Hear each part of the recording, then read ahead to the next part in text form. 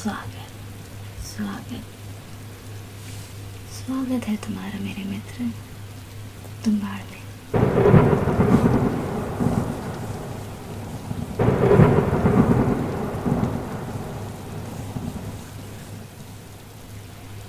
यहाँ बारिश थोड़ी ज़्यादा होती है क्योंकि इस बारिश के पीछे एक कहानी है और मुझे लगता है कि वो कहानी 100% सत्य है। सुनना चाहोगे? और इस कहानी की शुरुआत होती है पूर्ति की देवी से। कहते हैं पूर्ति की देवी अंतहीन सोने और अनाज का प्रतीक है। जब ये ब्रह्मांड की शुरुआत हुई थी तो पूर्ति की देवी ने अपनी ही कोख से 16 करोड़ देवी देवताओं को जन्म दिया था। लेकिन देवी को सबसे ज़्यादा प्यार था अपनी पहली संतान से, जिसका नाम था हस्तर। हस्तर सब कुछ पा लेना चाहता था। उसने अपनी मनमर्जी से सोना तो उठा लिया, लेकिन जैसे ही उसने अपना हाथ अनाज की तरफ बढ़ाया तो उन 16 करोड़ देवी देवताओं ने उसके ऊपर प्रहार करना शुरू कर दिया। और इससे पहले कि हस्तर ब्रह्मांड की धूल में मिल जाता, देवी ने उसे बचा लिया। लेकिन उसको बचाने की सिर्फ एक शर्त थी, सिर्फ एक शर्त, कि उसको कोई नहीं पूजेगा। लेकिन मेरे पूर्वजों ने उसके नाम का मंदिर बनवा लिया और उसकी पूजा शुरू कर दी।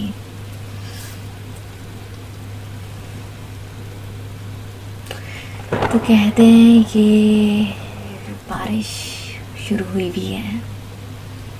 ये उन देवी देवताओं का गुस्सा है जो आज तक तुम्बाड़ पे बरस रहा है। और इसीलिए मैंने तुम्हें हमारी इस पुरानी हवेली के अंदर बुलाया है। यहाँ थोड़ी ठंड है, चाहो तो थोड़े हाथ सेक लो।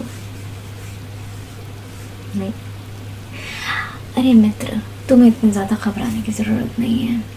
रिलैक्स, आराम से बैठो मेरे साथ। अभी कहानी वैसे भी ख़त्म नहीं हुई है।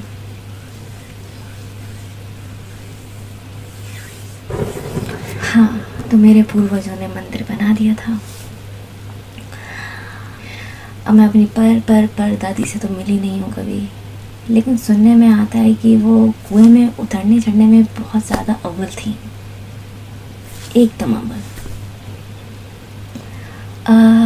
उन्हीं के कारण हमारे पास जितनी जायदाद है और जो आज तक चलती आ रही है वो सब उनकी वजह से थी, वरना हम इतना ज़्यादा अमीर नहीं थे कभी।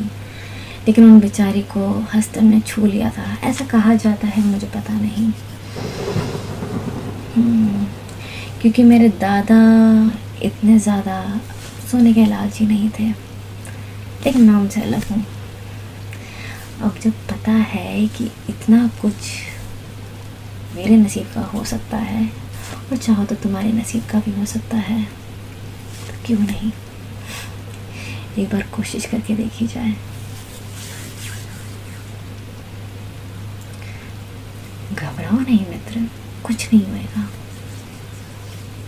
देखो, जितना मुझे पता है हस्तर कहीं सो रहा है और वो जल्दी से जागने वाला नहीं है। हमें बस वो पोटली ढूंढनी है, उसके सोने की पोटली, जिसके अंदर अंतहीन अंतहीन अंतहीन खजाना छुपा हुआ है। वो मुझे थोड़ा बहुत तो आइडिया है। I know where is that कुआं, the well, where is that well, I know that. लेकिन उससे पहले मैं तुम्हें बताती हूँ हस्तर को पकड़ेंगे कैसे। तो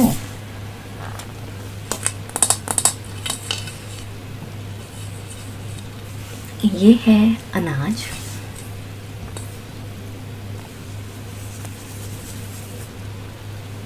अनाज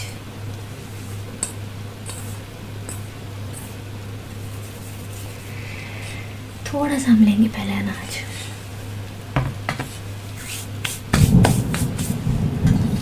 फिर हम डालेंगे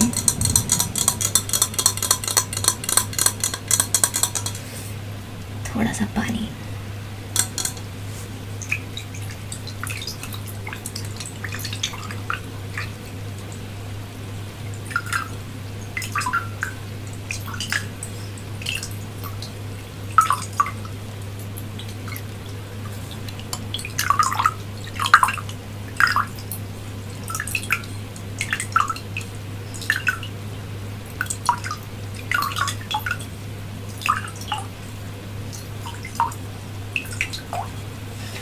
थोड़ा सा पानी,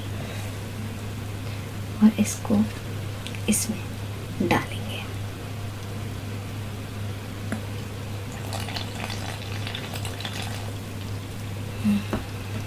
डालेंगे और फिर इसे थोड़ा सा भूनेंगे।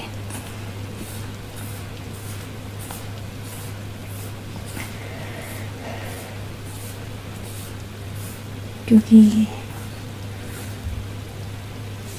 हमें आटे की गुड़िया बनानी है। थोड़ा सा और पानी,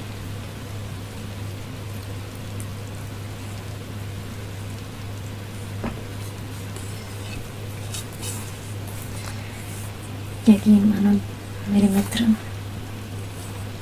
हम अमीर बनने वाले हैं।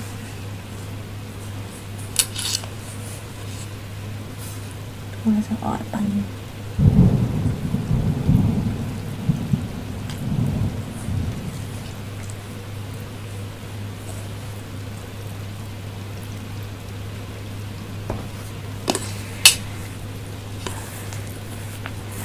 वैसे तुम्हें डर तो नहीं लग रहा ना? डर लगना नहीं चाहिए, क्योंकि मेरे परदादा जो थे ना, उन्होंने हस्तर को मार दिया था।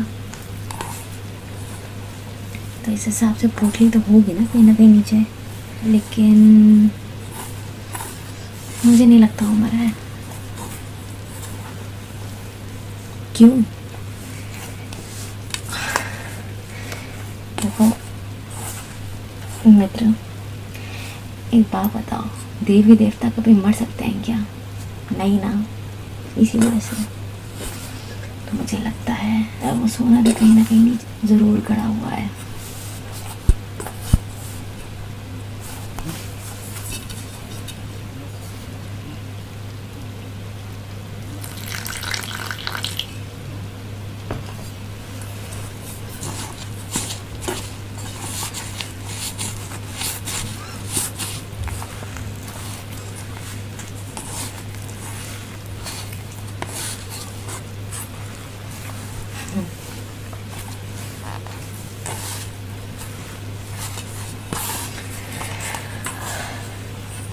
हमारा आटा लगभग तैयार होने लगा है और अब हमें बनाएंगे इसकी एक गुड़िया।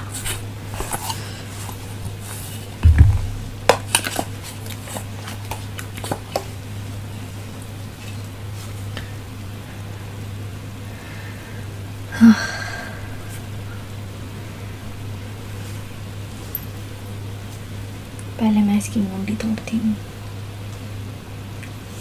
एक मुंडी काफ़ी रहेगी ना। और अब इसका बनाएंगे उसका शरीर, गुड़िया का शरीर।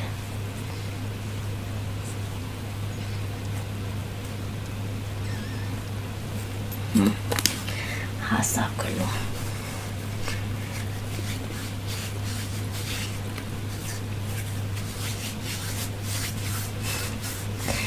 तुम्हें घबराहट तो नहीं हो रही ना? होनी भी नहीं चाहिए।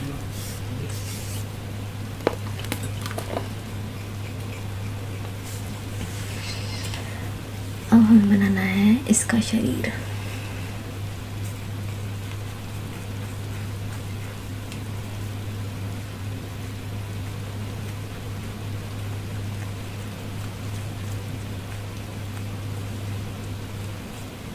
ये इसके पैर,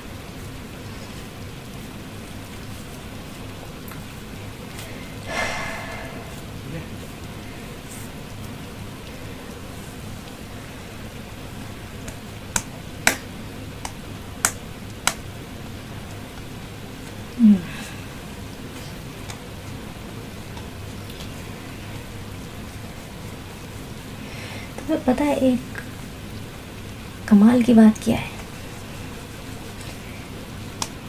ये आटे की गुड़िया अगर हम उसे देंगे वो सिर्फ तभी खा सकता है।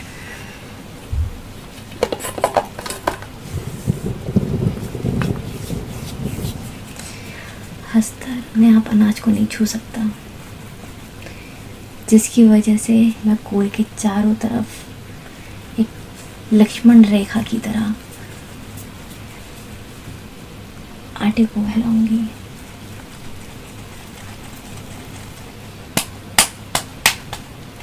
रोटी नहीं बनानी है, ये सर है।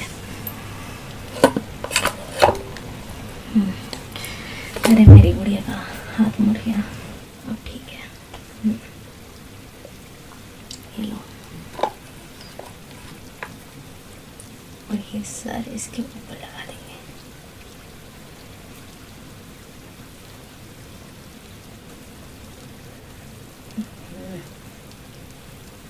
गुड़िया तो मेरे से बनी नहीं रही है, पता नहीं मेरे दादा वगैरह कैसे बनाया करते थे।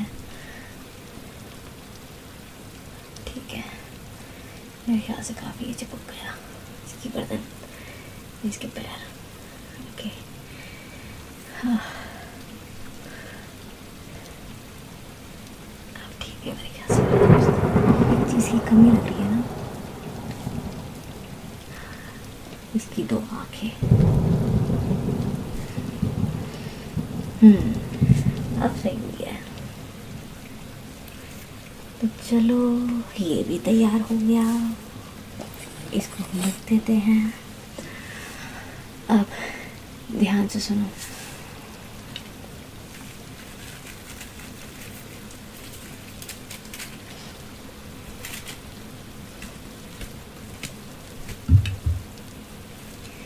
मित्र, मैं तुम्हें इस रस्सी से तुम्हारे पेट की तरफ से बांधूंगी और तुम्हें उस कुएं के नीचे छोड़ूंगी।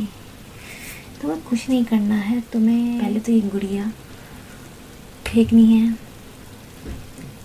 के बाद हस्तर आएगा। तुम बस कुछ मत करना, तुम उस सोने के सिक्कों की पोटली छीन लेना जिसमें अंतहीन सोना होगा, अंतहीन। तुम और मैं इस दुनिया पे राज करेंगे।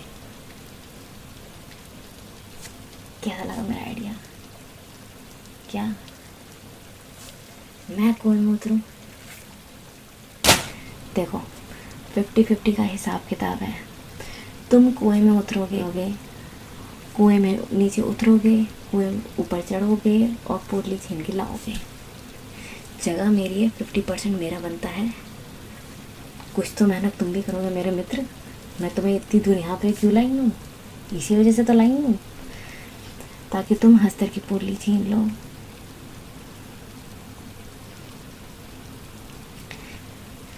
मेरे मित्र, मेरा वज़न तुमसे कई गुना ज़्यादा है। आसानी इसी में होगी कि मैं तुम्हें इस रस्सी से नीचे उतारूं और ऊपर खींचूं। तरीके मैंने सारे बता दिए हैं, मेहनत भी मैंने सारी कर ली है, तो बाद में मैं तुम्हें ले आई भी हूँ। अब इतना तो बनता है मित्र, मना मत करना।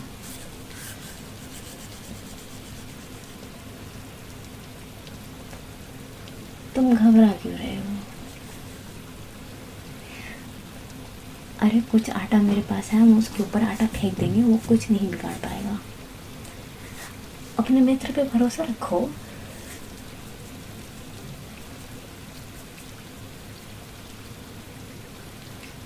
फिर वही तुमने वही बात करी।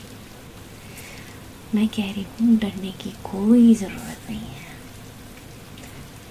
हम अमीर बन जाएंगे। सोचो, पैसा पैसा, सोना सोना होगा हमारे पास, अंतहीन अंतहीन अंतहीन सोना। मित्र, तुम यहाँ से नहीं जा सकते, ये कुएं में उतरना पड़ेगा।